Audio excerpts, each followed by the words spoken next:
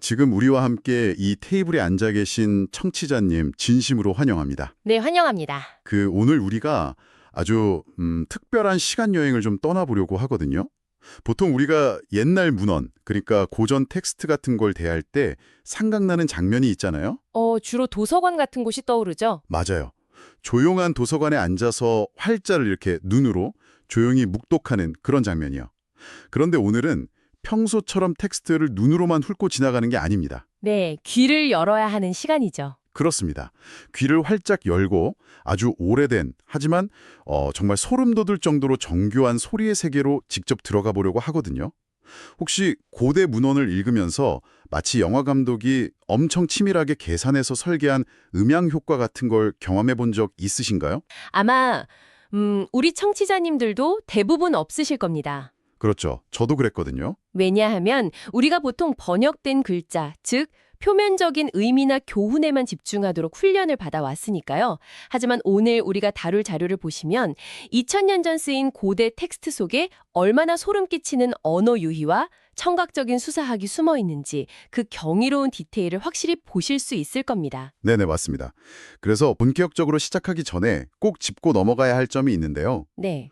오늘 이 깊이 있는 심층 탐구는 텍스트 이면에 숨겨진 소리의 구조를 아주 탁월하게 분석해낸 조덕근 해석을 바탕으로 진행됩니다. 네, 아주 중요한 포인트죠. 네, 오늘 우리가 살펴볼 핵심 자료의 제목이 야고보서 단어놀이 자랑에서 통곡으로 라는 매우 흥미로운 문헌학적 분석 자료거든요.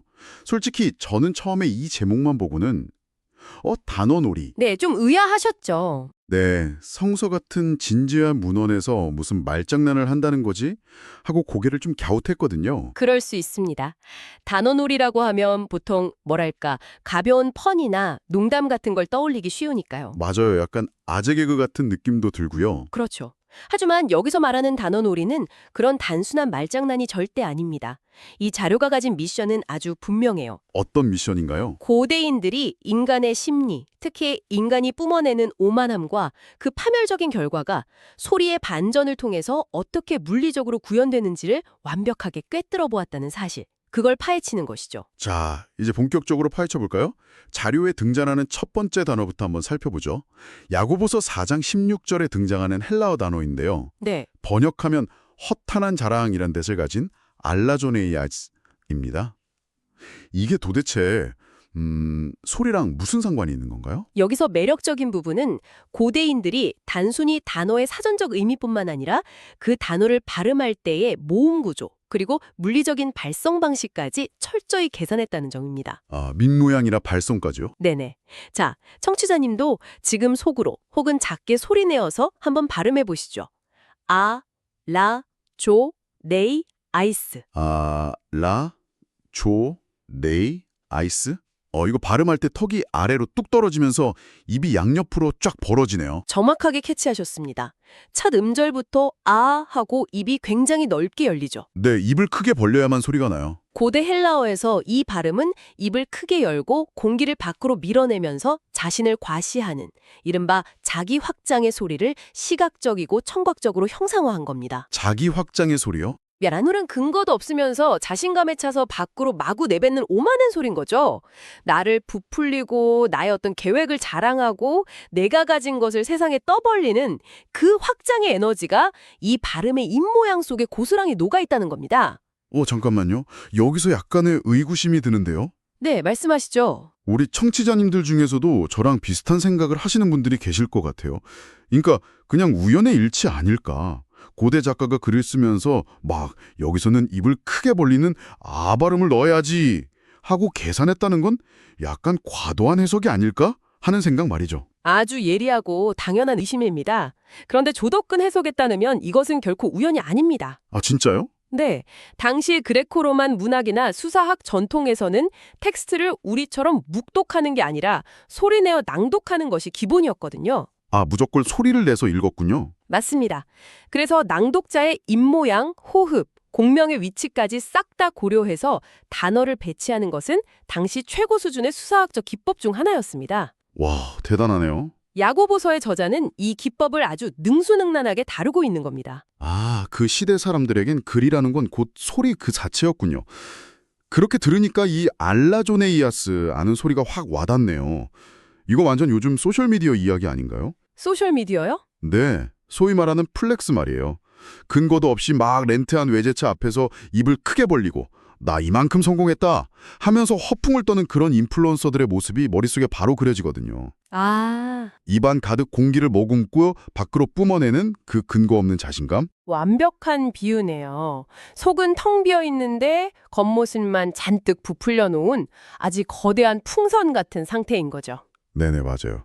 그런데 여기서부터가 정말 흥미로워지는 부분입니다. 네. 입을 쩍쩍 벌리면서 세상에 다 자기 것인 양 떠들던 이 사람들의 소리가 텍스트가 단 한 장 딱 넘어가면서 완전히 다른 형태의 소리로 뒤집혀버린다는 거죠. 그렇습니다. 바로 이어지는 야고보서 5장 1절에 등장하는 단어 올롤리존테스입니다. 네, 앞서 4장에서는 입을 넓게 벌리는 알라의 확장이었다면 이제 그 소리가 어떻게 변했는지 청취자님들도 발음을 통해 직접 느껴보시죠.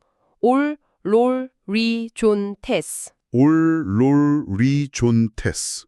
와, 이거는 입술이 동그랗게 모이면서 앞으로 축 튀어나오고 뭔가 안으로 쪼그라드는 느낌이에요. 정확합니다. 아까 그 아 발음과는 다르게 오 발음은 입을 둥글게 모으고 좁게 수축시켜야만 낼 수 있는 소리거든요. 입술 근육이 완전 반대로 움직이네요. 게다가 이 단어는 단순한 서술어가 아닙니다. 의성어적인 성격이 매우 강한 단어예요. 의성어라면 어떤 소리를 흉내낸 건가요? 끝없이 확장되었던 자아가 어느 순간 끔찍한 고통 속에서 급격히 수축하면서 터져 나오는 소리입니다. 아, 즉, 비명과 통곡의 소리를 그대로 활자로 옮겨놓은 것이죠.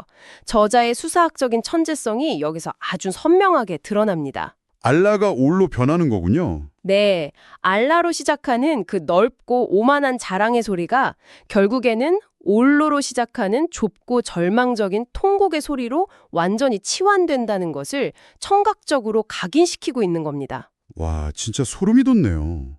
그러니까 죄의 양상인 자랑, 그리고 그 죄의 결과인 심판을 단순히 뭐 교리적인 문장으로 길게 늘어놓은 게 아니군요. 생생한 상상이네요. 그렇다면 이 모든 것이 도대체 무슨 의미일까요? 단순히 고대 작가가 나 랩 라임 좀 잘 맞추지 하고 언어 유희를 뽐낸 것에서 끝나는 건 아닐 텐데요. 물론 아닙니다.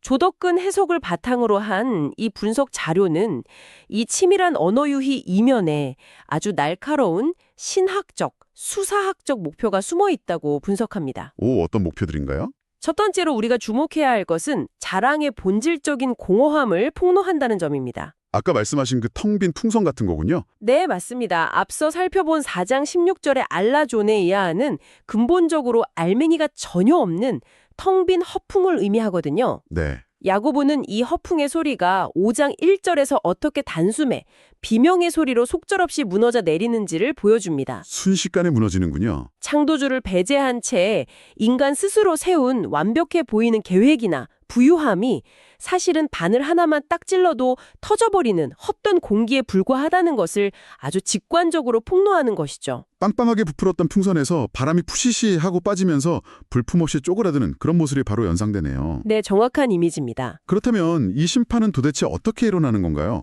뭐 저 사람들이 저렇게 얄밉게 허풍을 떠니까 신이 하늘에서 벼락이라도 콱 내리쳐서 비명을 지르게 만드는 건가요? 재미있게도 심판의 메커니즘은 외부에서 오는 어떤 물리적인 타격이 아닙니다.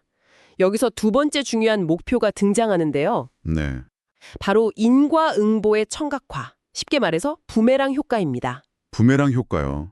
내가 던진 게 다시 나에게 돌아온다는 건가요? 정확합니다. 야고보서 4장 17절을 보면 사람이 선을 행할 줄 알고도 행하지 아니하면 죄니라 라고 규정하거든요. 네네. 그리고 이 죄가 곧바로 5장 1절의 비참한 결과로 이어지죠. 그런데 여기서 핵심은 알라조네이알스라는 오만한 소리를 내뱉던 바로 그 똑같은 입이 멈추지 않고 올롤리존테스라는 비명과 통곡을 내뱉는다는 사실입니다. 아, 세상에. 그러니까 누군가 내 입을 때려서 아파서 지르는 비명이 아니라 내가 뱉어낸 그 오만한 말 자체가 허공을 돌고 돌아서 내 목을 조르는 형태라는 거군요. 맞습니다. 심판은 외부의 타격이 아니라 자신이 공기 중으로 흩뿌린 그 교만한 말과 이기적인 행위가 고스란히 부메랑이 되어서 돌아오는 과정임을 이 소리의 연결을 통해서 보여주는 겁니다. 자기가 뱉은 말의 무게에 자기가 짓눌리는 거네요. 네, 완벽한 자업자득인 셈이죠. 알라 하고 던진 부메랑이 올로 하고 내 뒤통수를 친다. 진짜 섬뜩하면서도 뼈를 때리는 통찰입니다. 그런데 이걸 그냥 책상에 앉아서 혼자 눈으로 읽는 것과 누군가가 소리내어서 낭독해주는 걸 듣는 건 완전히 차원이 다른 경험이었을 것 같아요. 확실히 그랬겠죠. 당시 청중들은 이 소리를 직접 듣고 어떤 반응을 보였을까요? 바로 그 지점이 이 수사학의 세 번째 목표인 청중을 향한 정서적 충격요법입니다. 청취자님, 지금 눈을 감고 1세기의 환경을 한번 상상해 보십시오. 1세기의 환경이요? 네, 에어컨도 없고 마이크도 없고 화려한 조명도 없는 좁고 투박한 방입니다. 사람들은 숨죽인 채 모여 있고 누군가 중앙에서 양피지를 들고 낭독을 시작하는 거죠. 오, 낭독자의 목소리만이 그 공간을 꽉 채우고 있겠네요. 그렇죠. 숨소리조차 크게 내기 어려운 엄청 팽팽한 긴장감이 감돌았을 것 같아요. 그 고요한 방 안에 낭독자의 입을 통해서 알라라는 한껏 거만하고 넓은 소리가 쩌렁쩌렁 울려 퍼지다가 돌연 올로라는 좁고 고통에 찬 신음소리로 극적으로 꺾여버릴 때 그곳에 앉아있던 사람들은 엄청난 청각적인 충격을 받았을 겁니다. 그리고 이 충격은 그 자리에 앉아있는 사람의 사회적인 위치에 따라 전혀 다른 감정으로 다가갔을 겁니다. 어떻게 달랐을까요? 예를 들어서 돈이 좀 있고 내가 내일 어떤 도시에 가서 장사를 해서 돈을 쓸어 담을 거야 라며 떵떵거리던 잠재적 부자들 있잖아요. 네, 4장 13절에 등장하는 장사꾼들이죠. 네네. 그 장사꾼들에게는 그 소리가 어떻게 들렸을까요? 그들에게는 그 소리의 반전이 등골을 서늘하게 만드는 뼛속 깊은 공포와 경고였을 겁니다. 그렇겠네요. 자신들의 그 당당한 목소리가 조만간 비명으로 바뀔 것이라는 예언을 귀로 직접 확인한 셈이니까요. 반면에 권력이나 부를 가진 자들에게 착취당하고 핍박받던 5장 7절에 고난받는 형제들에게는 어땠을까요? 아, 그 방구석 어딘가에 웅크리고 앉아있던 가난하고 핍박받는 사람들이요? 그분들은 남몰래 주먹을 꽉 쥐면서 안도의 한숨을 쉬지 않았을까요? 어떤 의미에서요? 저들의 저 시끄러운 허풍이 영원한 게 아니구나. 결국엔 통곡으로 끝나는구나 하면서요. 바로 그겁니다. 그들에게 이 소리의 반전은 그 어떤 장황한 논리적인 위로나 교리적인 설명보다도 훨씬 확실하고 감각적인 카타르시스였습니다. 와, 카타르시스. 네. 악인들의 자랑이 통곡으로 끝날 것이라는 그 공의로운 심판에 대한 강력한 확신을 온몸으로 느끼게 해준 장치였던 것이죠. 진짜 단어 2개의 발음 차이만으로 이런 블록버스터급 드라마를 만들어내다니 정말 놀랍습니다. 이것을 더 큰 그림과 연결해 본다면 야고보서 저자가 텍스트의 구조 전체를 얼마나 치밀하게 직조했는지 알 수 있습니다. 아, 구조적으로도 뭔가 있나? 네. 분석 자료에 나타난 구조적 대조표를 살펴보면 이 변화가 우연이 아님을 다시 한번 확인할 수 있죠. 대조가 선명하게 나타나나 보네요. 네. 행위의 주체부터가 완전히 달라집니다. 4장에서는 입을 크게 벌리던 자들은 스스로 입법자이자 심판자를 자초하거든요. 자기가 법이라는 거네요. 네, 내 살림을 심지어 내일의 운명까지도 완벽히 통제할 수 있다고 믿는 교만한 자들이죠. 하지만 5장으로 넘어오면 어떻게 될까요? 글쎄요, 통제권을 잃어버리나요? 그렇죠. 그들은 결국 창조주의 심판 아래 속수무책으로 놓일 수밖에 없는 유한하고 무력한 피조물로 전락해버립니다. 소리의 성격도 아까 말씀하신 대로 능동과 수동으로 나뉘겠네요. 맞습니다. 4장에서는 내가 다 할 수 있어 라는 엄청 과시적이고 능동적인 에너지였다면 5장에서는 철저히 수동적이고 주어진 상황에 반응할 뿐인 고통의 소리로 바뀌는 거잖아요. 네, 야고보서는 이 수동적인 고통의 상태를 5장 1절에서 비참, 헬라어로는 탈라이포리아라고 묵직하게 표현합니다. 탈라이포리아? 네, 흩어지는 가벼운 느낌이었다면 이 단어는 뭔가 땅으로 질질 끌려가는 듯한 무겁고 암울한 느낌이 나네요. 탈라이포리아. 정확한 감각입니다. 공중으로 붕 떠있던 영적인 교만이 결국 자기 자신이 자초한 가장 무겁고 끔찍한 비참함의 바닥으로 내동댕이 쳐지는 것이죠. 바닥으로 추락하는 거군요. 네, 결국 이 분석 자료가 조덕근 해석을 통해서 우리에게 짚어주는 핵심은 야고보가 꾀한 것이 다름 아닌 말의 전도라는 사실입니다. 말의 전도요? 네, 위아래가 완전히 뒤집혀 버린다는 것이죠. 오만한 자들의 그 떠들썩한 잔치 소리가 영원히 지속될 것 같지만 결코 그렇지 않다는 거군요. 그렇습니다. 하나님을 배제한 채 스스로 지혜롭다며 떠드는 소음은 하나님의 시간, 즉 종말의 날인 에스카타이스 헤메라이스가 개입하는 바로 그 찰나의 순간 처절한 통곡으로 변하고 맙니다. 찰나의 순간에요. 네, 야구보는 이 치밀하고 아름다운 동시에 잔혹한 단어놀이를 통해서 선을 헤맬 줄 알고도 자기 이익만을 좇는 자들에게 아주 피할 수 없는 경고를 던지고 있는 것입니다. 어떤 경고죠? 너희의 그 높은 자랑소리가 머지않아 가장 낮은 비명소리로 바뀔 것이다 라는 거죠. 청취자님, 오늘 우리가 함께한 이 심층 탐구 어떠셨나요?